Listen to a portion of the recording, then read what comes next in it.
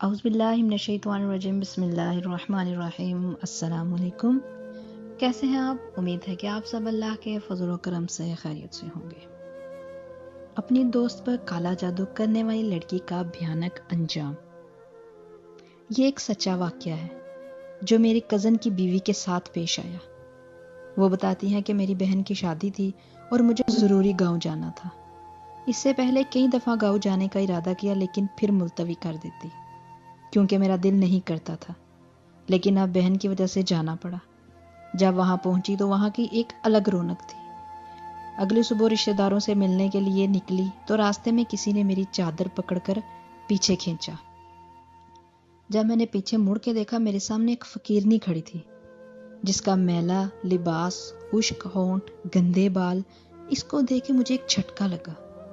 یہ تو وہی تھی جس کے حسن پر پورے گاؤں کے لڑکے فدا تھے، جس کے سر سے کبھی دوپٹہ نہیں اترا تھا، مگر آج وہ دوپٹے سے بے نیاز کھڑی تھی۔ میں اسے پورے 5 سال بعد دیکھ رہی تھی۔ وہ میری بہترین دوست سیما تھی، جس سے میری 17 سال پرانی دوستی تھی، جس کے بغیر میرا اور میرے بغیر اس کا دل نہیں لگتا تھا اور نہ ہی ہم دونوں کا وقت گزرتا تھا، جس کی وجہ سے میری بہن مجھ سے چڑتی تھی اور مجھے کہتی تھی کہ مجھے لگتا ہے میں تمہاری ستیلی اور وہ تمہاری سگی بہن ہے۔ سیما ہمارے گھر کا ہی ایک فرد تھی۔ جب ہم بڑے ہوئے تو ہماری شادی کی بات چلنے لگی، لیکن وہ بہت گھبراتی اور فکر مند ہوتی کیونکہ وہ چاہتی تھی کہ ہماری دونوں کی شادی ایک ہی گھر میں ہو، وہ شادی کر کے کہیں مجھ سے دور نہ ہو جائے۔ ایک بار ایک شادی میں ہم لوگ شریک تھے تو ایک خاتون ہمارے پاس آئی، ہمارے نام پتے پوچھنے لگی۔ میں نے اس بات کو زیادہ اہمیت نہیں دی، مگر کچھ دنوں بعد وہ خاتون اپنے دونوں بیٹوں کا ہمارے لیے رشتہ لے کر آ گئی، بڑے بھائی کا میرے لیے اور چھوٹے بھائی کا سیما کے لیے۔ میرے گھر والوں کو رشتہ بہت پسند آیا اور انہوں نے ہاں بھی کر دی۔ سیما کے گھر والوں کی طرف سے بھی ہاں ہو گئی۔ شادی کے دن قریب آ گئے۔ میری بڑی بہن نے مجھے سمجھایا تھا کہ اب تمہارا سیما کے ساتھ دوہرا رشتہ ہے، دیورانی اور جیٹھانی کا رشتہ، جو نہایت نازک رشتہ ہے۔ اب تم لوگ ایک ساتھ رہو گے، تم دونوں کو ہر بات میں برداشت سے کام لینا ہوگا۔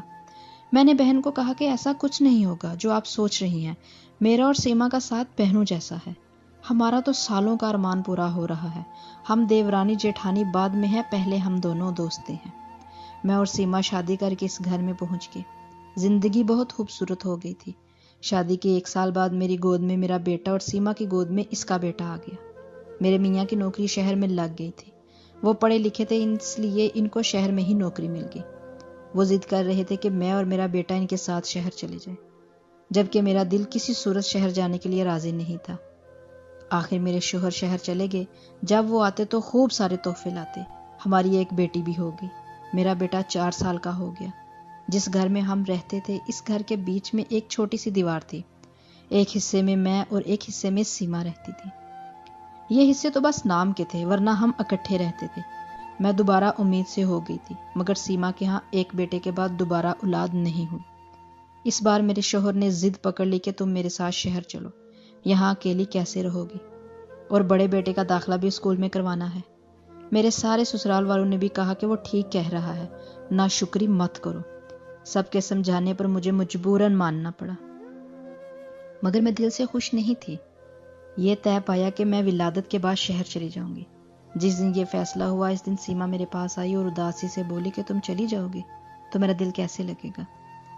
میں نے اس کا ہاتھ پکڑ کے اس کو سمجھاتے ہوئے کہا، انہوں نے وعدہ کیا ہے کہ وہ ہر مہینے مجھے تم سے ملوانے آتے رہیں گے۔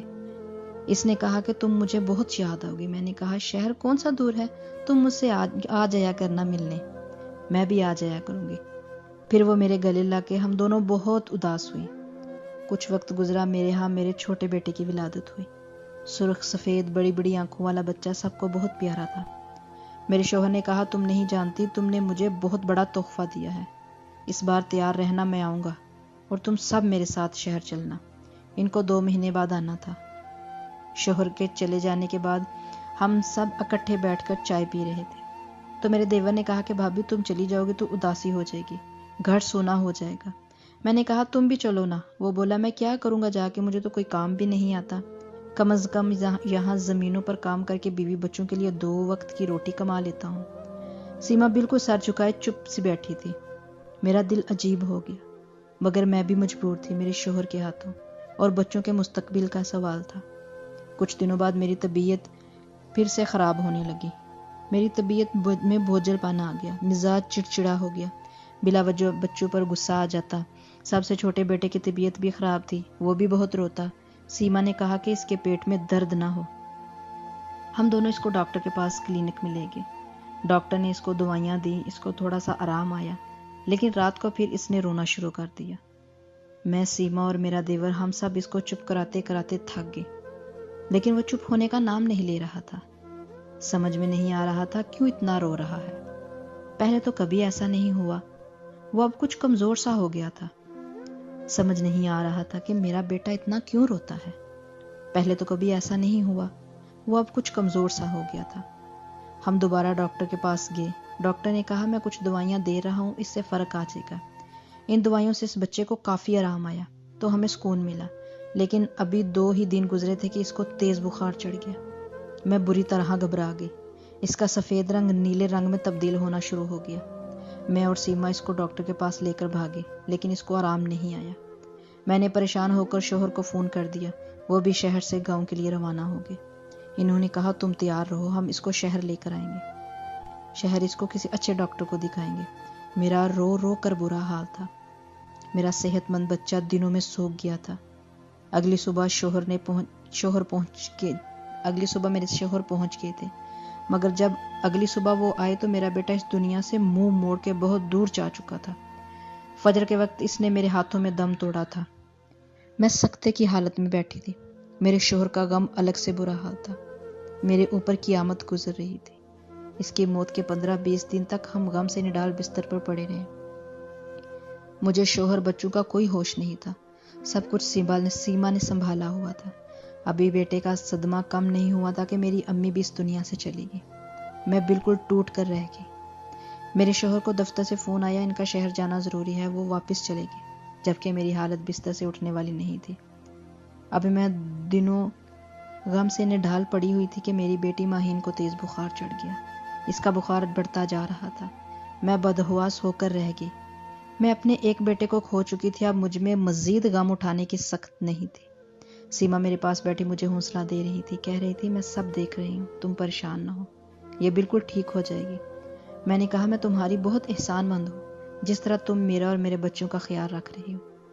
मुझे इतनी कमज़ोरी हो चुकी थी, मुझसे बोला भी नहीं जा रहा था, मगर सीमा मेरे और मेरे बच्चों की देखभाल कर रही थी। दिन रात वो हमारे लिए भाग भाग कर काम करती। रात वो हमारे पास रहती, मुझे ज़बरदस्ती खाना खिलाकर दवाई देकर मेरे बच्चों को सुला कर ही जाती थी। एक दिन आधी रात को प्यास की शिद्दत से मेरी आंख खुली, मगर मेरी इतनी हिम्मत नहीं थी कि मैं बिस्तर से उठ सकूं। मेरे कमरे का दरवाज़ा खुला हुआ था। मेरी नज़र कमरे से बाहर गई, जहां मुझे किसी का साया नज़र आया। मेरे कमरे से बाहर सहन नज़र आता था। वो साया झुका हुआ मेरे सहन की मट्टी खोद रहा था। मैं गनूदगी, कमज़ोरी में यह सब देख रही थी, और यह सब देखते देखते मैं दोबारा सो गई। सुबह जब मेरी आंख खुली, वक्त पर निगाह पड़ते ही धक से रह गई। दोपहर के 3 बज चुके थे। मैंने सोचा, क्या मैं इतनी देर सो सकती हूँ? मैंने अपने बराबर लेटे दोनों अपने बच्चों को देखा, जो बेखबर सो रहे थे। मेरी बेटी माहीन को अभी भी बुखार था, इसलिए सीमा ने मुझे नहीं जगाया। मैं उठने की कोशिश करने लगी कि अचानक मुझे करीब से किसी के रोने की आवाज़ आई।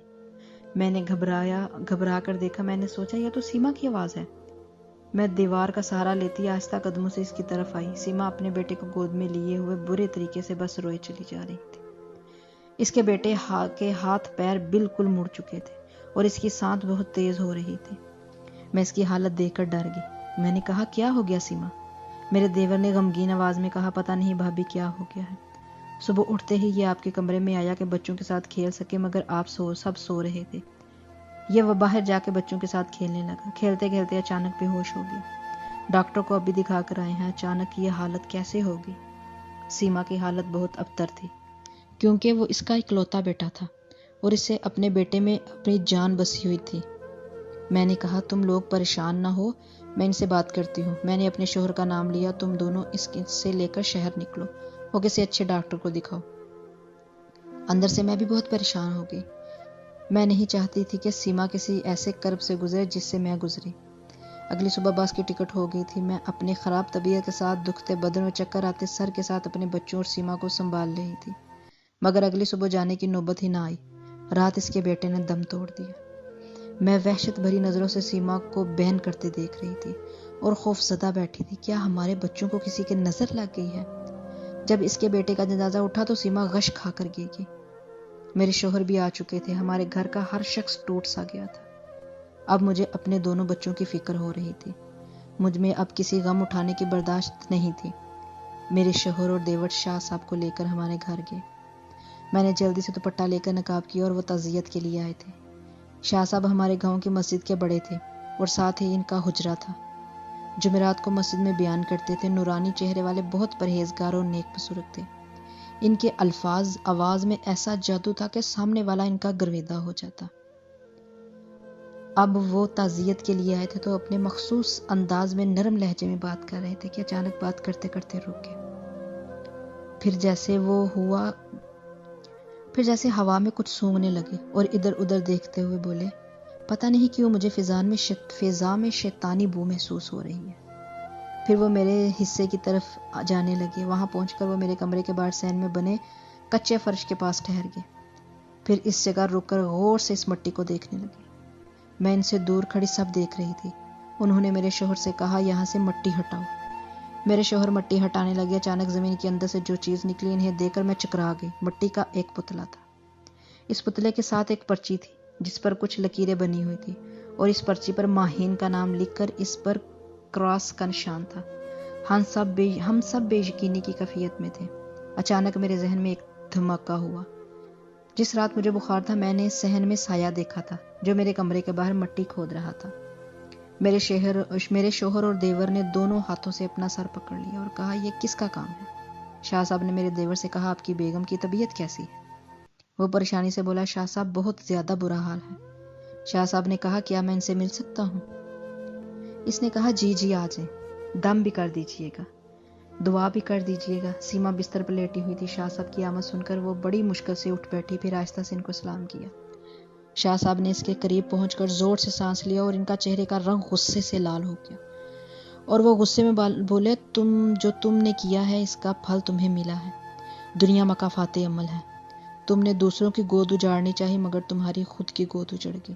اپنی دنیا بھی برباد اور آخرت بھی برباد۔ شاہ صاحب کی باتوں میں ہم سب حیرانگی سے دیکھ رہے تھے۔ اچانک سیما اونچا رونا شروع ہو گئی۔ اسے ایک درا پڑ گیا۔ وہ چلاتے ہوئے بولی، میں کیا کرتی، میرے ساتھ ہی کیوں ایسا ہوا؟ ہم ایک ساتھ پلے بڑے، ایک ساتھ میٹرک کیا، لیکن قسمت نے دھوکہ دیا۔ شادی بھی ایک دن وہ ایک ہی گھر میں ہوئی مگر اس کا شوہر میرے شوہر سے خوبصورت اور قابل تھا، حالانکہ میں اس کے مقابلے میں کئی گنا حسین تھی۔ اس کے شوہر کے شہر میں نوکری لگ گئی جبکہ میرا شوہر ان پڑھ تھا۔ اس کا شوہر اسے چیزیں لا کر دیتا جبکہ میرے شوہر کے ایسے حالات نہیں تھے۔ پھر میرے ہاں ایک بیٹے کے بعد کوئی بچہ نہیں ہوا جبکہ یہ 3 بچوں کی ماں بن گئی۔ اب جب بچے بڑے ہو رہے تھے تو اس کے شوہر کو اپنے بچوں کے مستقبل کی فکر ہو رہی تھی۔ وہ ان کو تعلیم یافتہ بنانا چاہتا تھا، اس کو شہر لے کر جا کر عیش عشرت میں رکھتا اور میں یہی رہ جاتی۔ یہ وہاں جا کر اچھی زندگی جیتی، شان و شوکت سے رہتی، میں یہاں معمولی سی زندگی بسر کرتی۔ یہ باتیں مجھ سے برداشت نہیں ہو سکی۔ میں روز اخبار پڑھا کرتی۔ اخبار میں ایک اشتہار آیا جو کالے علم کا ماہر تھا۔ میں نے اسے خط کے ذریعے رابطہ کیا۔ پہلے میں نے اس کے بڑے بیٹے کو راستے سے ہٹایا، پھر میں اس پر عمل کروا کے اب مجھے اس کی بیٹی کو ہٹانا تھا۔ میں نے ہی پتلا زمین میں گاڑا تھا کیونکہ میں چاہتی تھی کہ تینوں بچے مر جائیں تاکہ یہ شہر نہ جا سکے، کیونکہ اپنی اولاد کی خاطر جا رہی تھی اور میں کیسے برداشت کر لیتی یہ وہاں جا کر ٹھاٹھ سے رہتی۔